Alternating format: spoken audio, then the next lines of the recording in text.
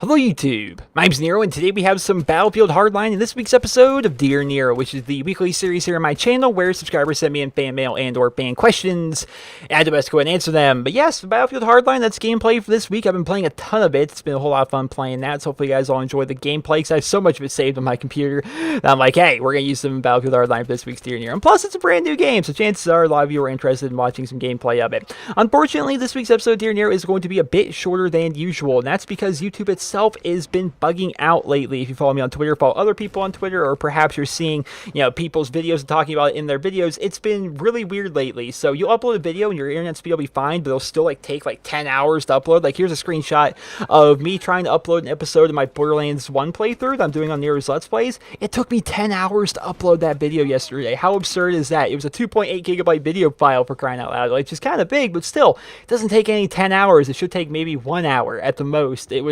YouTube's been really bugging out lately, and of course I've done a bunch of other videos today, and so I don't want to end up overloading all of you guys, and I also want to get this episode up in a timely fashion, preferably before midnight, so it's going to be a little bit shorter than usual, so hopefully you guys are okay with that. Let's just hop into the questions here with the first one. He's going to write, Dear Nero, in every one of your Dear Nero videos, you always talk about opening fan mail and answering fan questions. I've been with your channel for about a year and a half now, and I don't believe you've ever opened any fan mail. Is it just for consistency's sake that you still say it, or are you looking to open some fan mail sometime in the future? Riley from Pennsylvania, not Canada.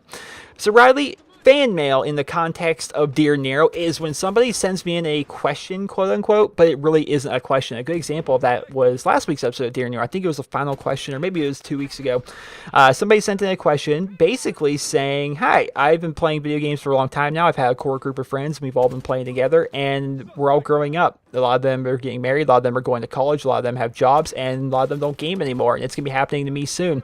And I'm kind of scared about that. And that was really the message. There was no question involved to it, really. It was just him saying, I've had so much fun playing video games these past years, waking up in the summer at 6 a.m., playing Call of Duty with my friends all day long, just having a blast with it. And he's kind of sad to see that go away. And that was his message. It wasn't a question. It was just him writing me a message and me responding to it in the video. And that's why I believe to be fan mail. Like, in this context, I consider that to be fan mail. Of course, there could be actual fan mail where I could open up like a P.O. box or something and people would actually send me stuff, but I don't know, maybe we'll do that sometime in the future, but I don't really envision it anytime soon. Next question, he writes, Dear Nero, I noticed that Treyarch hasn't had a secret kill streak such as a Moab, Chemstrike, or DNA bomb in any of their games. Do you think they will include one in next year's game? Talon from Oklahoma. So Talon, that's interesting. If they do, it won't be out of pressure, because you think back to Black Ops, right? And back to Modern Warfare 2. So Modern Warfare 2 had the nuke. It was super popular. Everybody loved it. Everybody wanted it to be in the original Black Ops when that came out, but they didn't have it. And then came Modern Warfare 3, which had the Moab. Everybody loved it. They wanted Black Ops 2 to have it as well.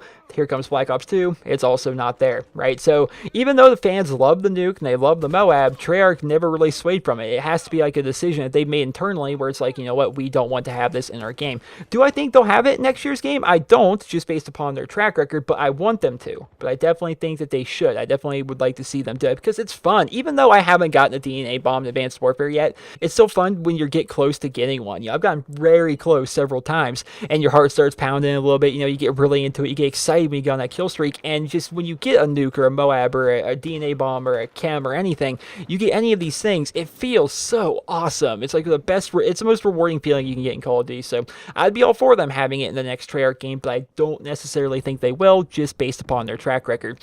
Next question, he writes, Dear Nero, in your mind, what statistics represent an above average Call of Duty player? Max from Maryland.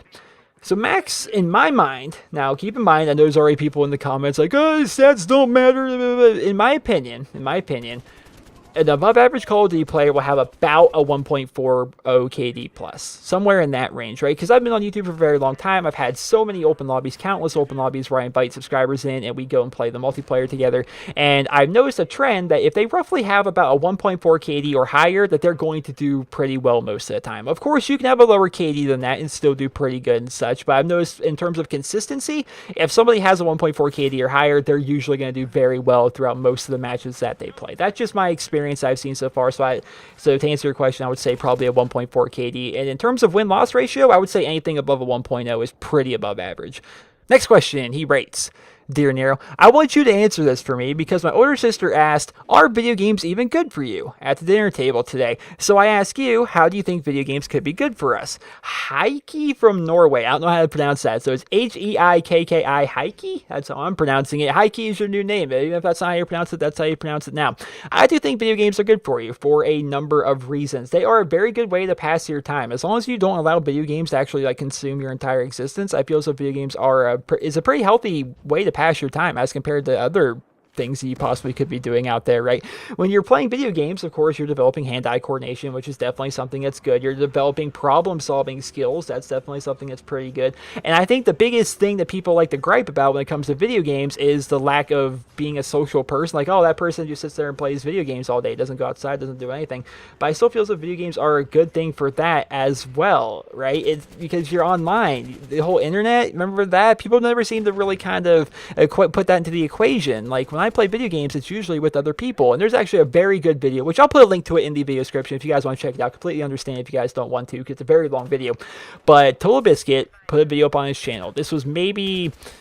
oh, it was so long ago. It was his first video ever on his YouTube channel, I believe, or one of the first videos on his channel. And it's called Addicted to Epics, where basically he went and he spoke to a group of people at a tech school about the addiction to video games, specifically World of Warcraft. That was a specific game he was talking about, but throughout the entire speech, he was basically talking about addiction to video games in general, and just kind of how it was a bad thing. And one of the things he said in that speech to all those people was that person, that nerd that you sits there in his basement all day playing video games nonstop, 14, 15 hours a day, he's sitting down there developing people skills. And it's true. If you play video games with friends, you're developing people skills. You're developing social skills. You're talking to people from all around the world. I live in the United States, and I have had genuine friendships with people that live clear across the ocean. You are definitely developing people skills when you play video games, if you do them online anyway. And it's not a bad thing overall. There's way worse things you could be doing with your time than playing video games, which once again develop hand-eye coordination, develop problem-solving skills, can develop people skills, and just have a good time at the exact same time. It actually promotes a lot of brain activity as compared to something like watching TV, where it's kind of like mindlessly drooling, watching stuff happen, right? So I think video games overall are definitely a pretty good thing. Once again, if you want to check out the full video, I recommend it. I've watched it probably 3 times now. It's a very good video by Total Biscuit. If you guys want to check it out, there's a link to it down in the video description. It is called Addicted to Epics. If you guys want to go ahead and check that out once again. Next question, he rates. Dear Nero, today I learned that the Call of Duty 4 and Modern Warfare 2 map designer is back at Infinity Ward. What is your response? Adam from Texas. So Adam, a lot of people have been talking about this, and I initially I didn't want anything of it. I washed my hands of it. I didn't want to make a video about this when this news broke, which it broke roughly a week or so ago, just because if I were to make the video, I probably would have been pretty negative in it, or have come off as pretty negative in it, and people would have whined about it. So I was like, you know what, it's not even really worth it, because in my eyes, it's really not that big of a deal. So but let's talk about it regardless if you guys aren't aware of what's happening. So there's 2 names you need to know. 1 is Mark Rubin, and 2 is Todd Alderman. All right, so Mark Rubin was actually the executive producer at Infinity Ward. He was the executive producer in the times when they made Modern Warfare 3, as well as Call of Duty Ghost. Well, he's no longer at Infinity Ward. He left.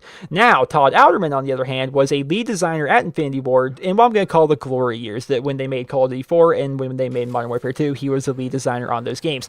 During 2010, as I'm sure you guys know, Infinity Ward and Activision had a giant lawsuit, legal squabble, which resulted in like 40 members or so of Infinity Ward all leaving, most of them going over to Respawn Entertainment and making Titanfall. Todd Alderman was one of them. He's one of those people that ended up leaving. He went over to Respawn, helped make Titanfall, and then in 2012 he left and has been working over at Riot Games ever since, right? So now we good with the backstory. So Mark Rubin left, and Todd Alderman, who was once again working at Infinity Ward back day and worked at Respawn and worked at Riot Games, is now back with Infinity Ward. He's under a new title though, and that new title is Multiplayer Project Director. Now a lot of people are kind of dubbing this guy as if he is Call of Duty Jesus. He's coming in, he's going to save the Call of Duty franchise. Sure, he was a lead designer for Infinity Ward on some awesome games, CoD 4 and Modern Warfare 2. Sure, he was the lead designer. He worked there. But keep in mind, guys, he's one person.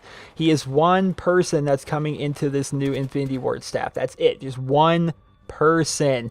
While CoD 4 and Modern Warfare 2 were great, they were great games, had great maps, great everything, he was one person working on a team of 40 plus. Right, keep that in mind. He was not he did not go in there and handcraft every single one of those maps. He did not handcraft the perks and the guns and the spawn system. He was just one of the many people that worked on that. So having him there could be a step in the right direction for Infinity Ward, but by no means is it like the freaking second coming that everybody else really seems to be trying to make this out to be, right? Calm down. Just calm down with it. It could be better. Infinity Ward's next game could be better with Mark Rubin leaving and, of course, Todd Alderman coming in. That could be a good thing. It could be a great game. It could be a little bit better as a result, but it's still probably going to be a lot like the past couple Infinity Ward games because one or two people don't make an entire studio.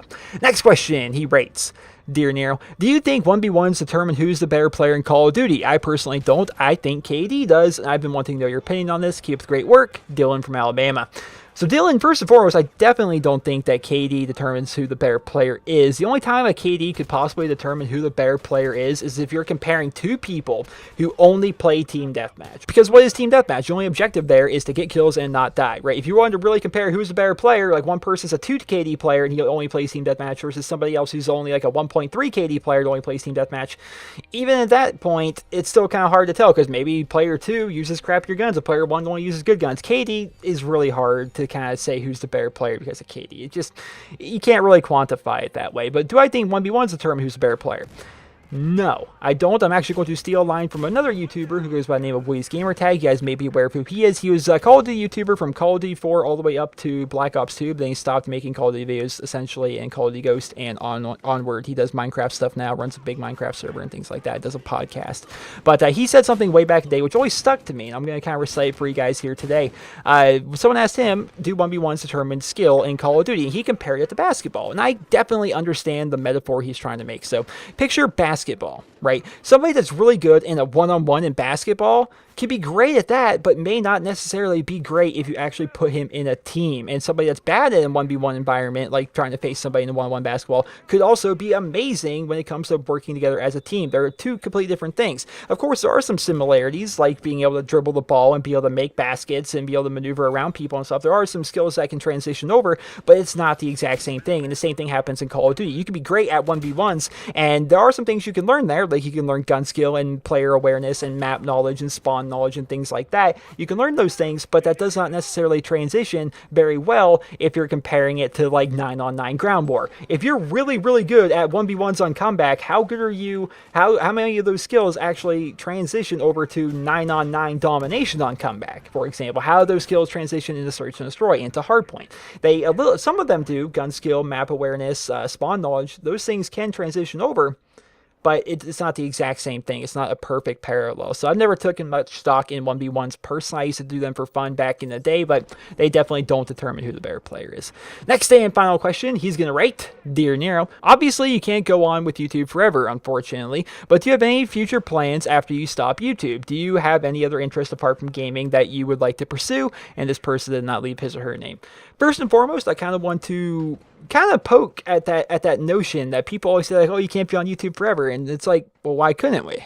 What exactly about YouTube is going to exactly just go away? You know, I don't understand that. It's the biggest video platform site in the world. You look at how giant gaming has become. I would say this though, if YouTube and Twitch were to go away, I think gaming itself would kind of go away because they are so ingrained within that culture at this point. It's kind of crazy. And the thing about YouTube is you can continue and continue and continue to grow and grow.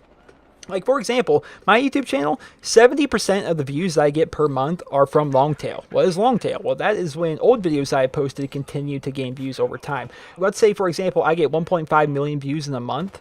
About 1 million of that comes from old videos I've already posted like years ago that are still gaining views. I could literally like not post a single video for 30 days, all month, and still get over 1 million views in that month, which is a good way to make a living still. I can still live off that, so which is a pretty cool thing that YouTube allows me to do that kind of thing. I have a little bit of security in that respect, which is definitely kind of a nice thing. And I think YouTube's going to continue going. The more videos you make, the more long tail you get, and it's like you just keep building up steam. That's the thing about YouTube. So I do feel as though I can go on with YouTube forever, for lack of a better phrase, I suppose. I could really go on with it for a very, very long time. If YouTube were to fall off and some other thing were to go up, I don't think it would be very hard for very popular YouTubers to transition to a new video platform. Like, let's say, for example, I'm just looking around my room here, Coke Tube, because there's a can of Coke on my desk here. Let's say Coke Tube pops up, and that's the new thing. Everyone's over there, and everyone abandons YouTube. Well, I think YouTubers could easily transition over to there as well. It really wouldn't be hard. There's always going to be like this video platform for us to be on. So I think it's going to be something that I could stick with for a very, very long time. So I don't know. I just never understood. Everyone's like, yo, your days are numbered. Your days are numbered. It's like, how? I don't understand. YouTube's not going anywhere. It's like going to an accountant and be like, your days are numbered. This company's not going to be open forever. And it's like, well, it's going to be open for a very long time, I would assume. And even if it does close, I could just get a job at another accountant agency, right? And that's the same thing that happens with YouTube. But to humor the rest of the question, what other stuff would I like to pursue? I would like to pursue something in gaming. If, let's say, YouTube and Twitch were gone forever, I would like to work somewhere else. Like perhaps with a gaming website, perhaps writing stuff, perhaps become a consultant for a game developer of some kind. I won't really have much interest in actually developing games myself, but perhaps becoming a community manager of some sort, or working as some kind of a consultant once again for a developer. I think that would be something to be pretty cool. Writing for a games magazine like Game Informer, stuff like that. Writing for a gaming website. I think stuff like that I would really like, because this gaming literally is my life. That's the thing I'm most interested in. I spend most of my time doing that. I would like to get a job doing something like that if, for whatever reason, YouTube were to kind of fall apart and Twitch and every other video platform in the history of ever were to fall apart. I would still like to do something in gaming, because gaming is my passion. And I think it's awesome if people can try and find a career out of their passion. So that is this week's episode of Dear Nero. Hopefully you guys all enjoyed it. And if you did, please be sure to leave a rating where you guys feel it deserves. Once again, I apologize for it being a little bit shorter than usual, but YouTube's messing up lately. Plus, I had a ton of videos to upload today. Just so much is going on. It seems like I either have nothing to make a video about, or I have way too many things to make a video about. It all really depends on what happens that day. It's never a dull day here on YouTube. But I hope you guys all enjoyed this week's episode of Dear Nero. And if you did, please be sure to leave a rating where you guys feel it deserves. If you guys would like to submit your questions for next week's episode of Dear Nero, simply send me a personal message here on YouTube. That's all you gotta do. Send me a message, go to my YouTube channel, go to the About tab, go to the Send Message button, and from there you can of course send me your message for next week's episode of Dear Nero. Once again, guys, I sincerely hope you guys all enjoyed the video, and if you did, please be sure to leave a rating. Hope you guys all have a wonderful day.